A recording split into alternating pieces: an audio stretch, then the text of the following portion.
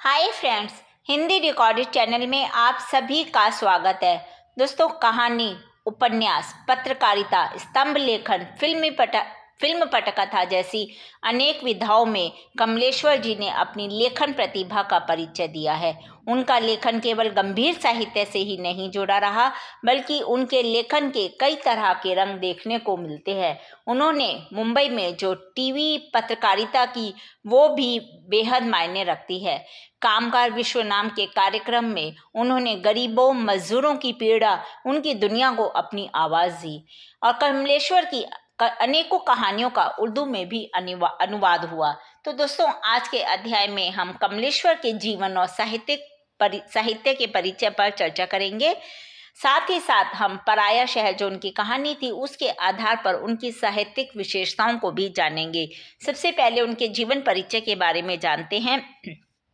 इनको नई कहानी का प्रवर्तक माना जाता है और इनका जन्म उत्तर प्रदेश के मैनपुरी जिले के 6 जनवरी 1932 में हुआ और बचपन में इनके पिता की मृत्यु हो गई। इनकी माता ने इनका लालन पोषण किया। माँ के वैष्णव संस्कारों का इनके व्यक्तित्व पर काफ़ी गहरा प्रभाव पड़ा। उन्होंने मैनपुरी से फिर अपनी हाई स्कूल शिक्षा प्राप्त की। फिर वो प्रयाग विश्वविद्यालय इलाहाबाद से हिंदी में उन्होंने एमए किया और उसके बाद उनका साहित्यिक सफर निरंतर अबोध गति से चलता रहा।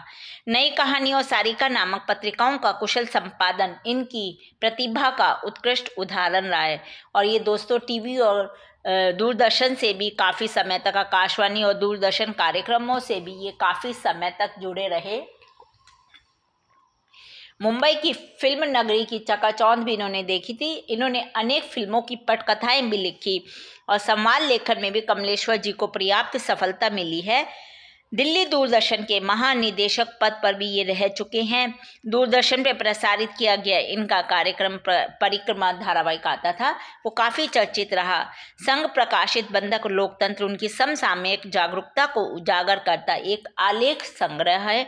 संवेदनशील साहित्यकार कमलेश्वर की कहानियों में कस्बों, शहरों, महानगरों के जीवन पद्धति का प्रभाव साफ तौर पर देखा जा सकता है। अब इनकी साहित्यिक कृतियाँ जानते हैं दोस्तों। इनका कहानी संग्रह, मुख्य कहानियाँ राजा निर्बंसिया, कस्बे का आदमी, खोई हुई दिशाएं, मांस का दरिया आदि।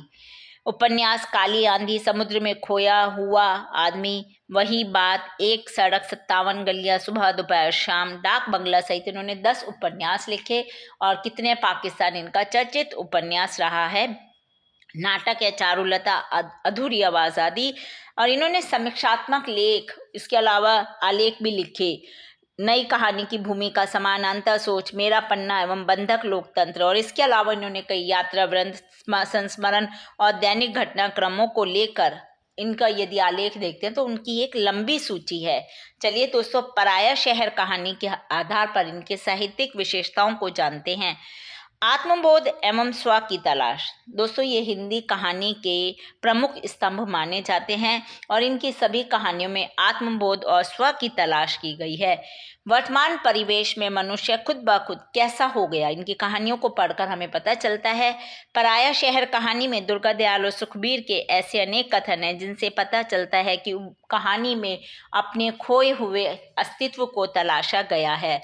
दोस्तों, दुर्गा दयाल जिन पड़ोसियों के लिए अपना सब कुछ दांव पर लगाने को तैयार रहते थे, वही पड़ोसी जब वो गरीब हुए तो उनसे घृणा करने लगे। तो बहुत उनकी कहानियों में हर बारीक से बारीक चीज़ों को उन्होंने बड़े ही अच्छे तरीके से उभारा है। महानगरीय जीवन का यथार्थ चित्रण। दोस्तों, इनकी कहानियों में महानगरीय जीवन की घुटन और त्रासदी मुख्य रूप से चित्रित की गई है। पराया शहर कहानी भी इसी प्रकार की कहानी है। इसमें कहानीकार ने दिल्ली महानगर का उल्लेख करते हुए उसमें रहने वाले लोगों के जीवन का यथार्थ चित्रण किया है। साथ ही साथ उन्होंने दुर्गा दयाल के जीवन से संबंधित घटनाओं और सुखबीर के चिंतन में इस प्रकार की विचारधारा को स्पष्ट रूप से उभारा है कि लोग अपने आप में सिमटे हुए रहते हैं, आत्म केंद्रित हैं और किसी को किसी से कोई मतलब नहीं है। मानवीय संबंधों में टूटन और बढ़ती दूरी। दोस्तों, आज के टाइम पुरानी पीढ़ी और नई पीढ़ी के बीच दूरी विकेंद्रीकरण की स्थिति को पैदा कर रही है। आधुनिक जनजीवन में मानवीय संबंधों में बिखराव को कमलेश्वर ने अपनी कहानी में बड़े ही नाटकीय ढंग से प्रस्तुत किया है। पति पत्नी के दाम्पत्य संबंधों में जो आपसी टकराव है वो भी किस तरह दाम्पत्य जीवन को नरकीय बना देता है, ये भी सब इसमें दिखा है, इनकी कहानियों में है।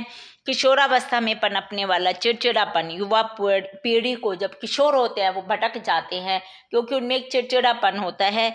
इन सभी विसंगतियों के कारण मानवीय जीवन में होने वाले बिखराव और टकराव को कमलेश्वर जी ने अपनी कहानी में बड़े ही विचित्र ढंग से उभारा है और पाठकों के सम्मुख उसको पेश किया है। समसामयिक जागरूकता। दोस्तों, इनकी कहानियों में समसामयिक वातावरण का चित्रण अत्यंत सूक्ष्मता के साथ प्रस्तुत किया गया है और इनकी जितनी कहानियां सभी कस्बे, शहर, गांव, नगर और महानगरीय जीवन पर आधारित हैं। इसी कारण इनकी कहानियों में समसामयिक जागरूकता सर्वत्र दिखाई देती है। इनकी कहानियों में शहरी जीवन में पड़ोसी की अनदेखी, स्वार्थपरकता का वर्णन भी साफ दिखाई देता है। दिल्ली की मौत और पराया शहर इनकी इसी प्रकार की कहानियां हैं। आधुनिकता पर व्यंग्य। दोस्तों, इनकी कहानियों में आधुनिक जनजीवन की विभिन्न पीड़ाओं, विसंगतियों, कुंठाओं और वंचनाओं का चित्रण हमें साफ दिखाई देता है। समाज का प्रत्येक पक्ष इनकी कहानियों में मुखरित हुआ है। उन्होंने हर पक्ष को उभारा है अपनी कहानियों के माध्यम से और आधुनिक समाज में जो स्वार्थ, घृणा, नफरत, घुटन और आत्महत्या जैसी भावनाएं हैं उनका बड़ा ही मार्मिक चित्रण इन्होंने अपनी कहानियों में किया है। इनकी कहानियों में आधुनिक जीवन में व्याप्त जो आधुनिक जीवन में बनावटीपन फैला हुआ है और खोखलापन है उसका पर्दाफाश भी इनकी कहानियों द्वारा किया गया है। कथ्य और शिल्प में नयापन। दोस्तों, इन्होंने अपने लेखन के प्रारंभिक दौर में ही शिल्प और कथ्य के प्रति सचेत रहकर हिंदी के कहानीकारों में अपना नाम बनाया। जैसे जैसे इनका लेखन आगे बढ़ा वैसे वैसे उन्होंने अपने कथ्य और शिल्प में भी नए नए प्रयोग करने शुरू कर दिए। आप जब इनकी पराया शहर कहानी पढ़ेंगे तो उसमें इसी प्रकार का नया प्रयोग है जिसमें कमलेश्वर ने शहरी जीवन के छुपे हुए तथ्यों को नए रूप से वास्तविकता के साथ प्रस्तुत किया है। अब इनकी भाषा शैली क्या है? दोस्तों, भाषा शैली की दृष्टि से इनकी जो कहानी है वो दृश्य और नाटक जैसे, ऐसा लगता है कि कोई दृश्य हम देख रहे हैं, नाटक को प्रतीकात्मक और मनोवैज्ञानिक संवेदनाओं को व्यक्त करने के लिए सटीक प्रयोग करना भी वे भली भांति जानते हैं। और यह भी सही है कि उनकी कहानियों की भाषा उर्दू से प्रभावित है, जिसके लक्षण उनकी कहानी पराया शहर की भाषा में साफ दिखाई देते हैं। जब आप इनकी कहानी पराया शहर पढ़ेंगे तो उसमें आपको उर्दू शब्दों का प्रयोग मिल जाएगा। इस कहानी के बारे में आगे हम इसकी मूल संवेदना, तात्विक समीक्षा वगैरह सभी के बारे में चर्चा करेंगे। हिंदी की लाक्षणिकता, उर्दू की व्यंजनात्मकता स्वाभाविक रूप से प्रयुक्त हुई है। इनकी शैली में पारदर्शिता देखने को मिलती है और व्यवहारिक शैली का उन्होंने प्रयोग किया है और इनकी जो कहानियां हैं वो मानव जीवन की गहरी अनुभूतियों का प्रतिबिंब लिए हुए हैं। दोस्तों, इस प्रकार हम कह सकते हैं कि कमलेश्वर जी का साहित्य आम जीवन पर प्रभाव छोड़ने और पाठक के मन मस्तिष्क को पकड़ने में सक्षम रहा है। भाव पक्ष की दृष्टि से उसमें कुंठा, घुटन, निराशा और आर्थिक विषमता दिखाई पड़ती है और इनकी भाषा शैली कौतूहल एवं जिज्ञासा से भरी, सरल और प्रभावपूर्ण है। तो दोस्तों, आज के अध्याय में हमने कमलेश्वर जी के जीवन परिचय और उन पराया शहर कहानी के आधार पर उनकी साहित्यिक विशेषताओं पर चर्चा की। अगले अध्याय में हम पराया शहर कहानी के मूल संवेदना, उसकी समीक्षा और सभी विषयों पर चर्चा करेंगे। लेकिन उसको सुनने के लिए आपको मेरे इस चैनल को लाइक और सब्सक्राइब करना होगा।